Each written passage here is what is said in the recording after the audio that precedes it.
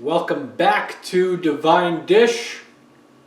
So, what is the difference between throwing a Pop-Tart in the toaster or jamming some sugary cereal in a bowl, or even denying yourself food and sustenance altogether and making something for yourself with love that you put into it?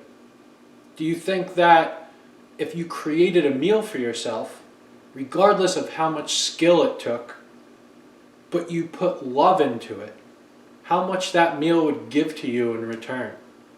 How good would it feel to eat something that was made with divine love? If you started your day by putting even the simplest of nourishment into your body, but made it with total love for yourself, how would your day, or bigger picture, your life, snowball from there? What you choose to put into your body is what you choose to receive. Same goes for the thoughts that you choose to believe. So, do you choose to give and receive love for yourself by eating something created in love? Or is your goal to just stuff something down your trap, your pie hole, to silence your hunger? Being hungry is your body's way of telling you that it needs to be loved through nourishing yourself. Treating it like a nuisance and giving it garbage or choking something down just to shut it up so that you can go on doing whatever it is you are doing is neglecting an opportunity to care for yourself. It may not seem like that matters very much, but think about it. If that's how you treat yourself in that aspect of your life, how many other ways are you skipping over or rushing through self-care where you're carelessly neglecting, to some degree, your own basic needs and opportunities to love yourself? You're saying that something else is more important than what you need. And if you don't take care of yourself first, who will? What could possibly be more important than you in your own life? How can you give to something else when you yourself are not being taken care of? You're giving power to things without giving it to yourself, when the fact is that you need to be taken care of first and foremost. So something that seems so simple as what you feed yourself has a pretty dynamic effect on your relationship to yourself. It's basic mathematics.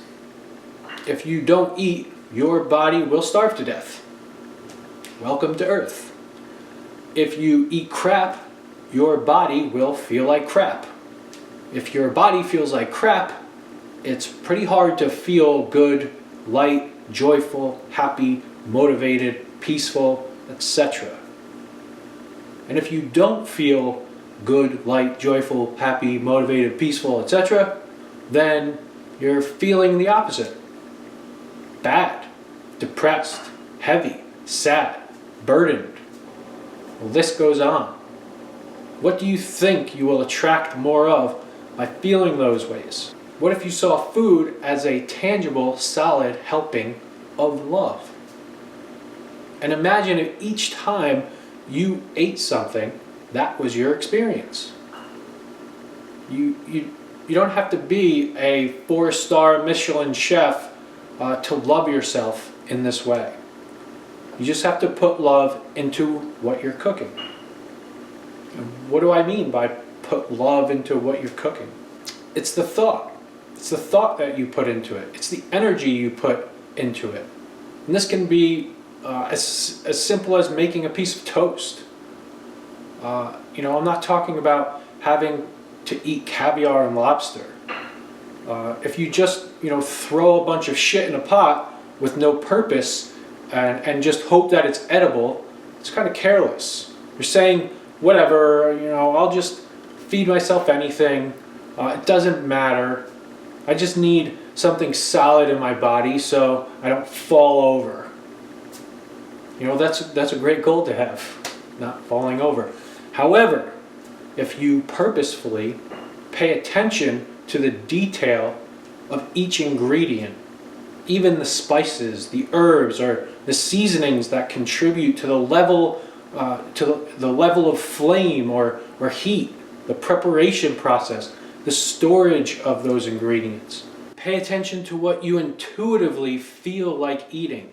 What is your body asking for? What kind of food is your body asking for? Do you see the difference? See the difference between just choking something down and really listening to how you feel and what it is that you desire for yourself? One is a very loving action, one is not. All that attention you put into handling every ingredient and care that you put into making that dish is love. It's loving yourself. And when you eat that, imagine the explosion of love you give yourself and how that feels and nourishes not just your body but your soul also. And what would happen if you ate that way for every meal?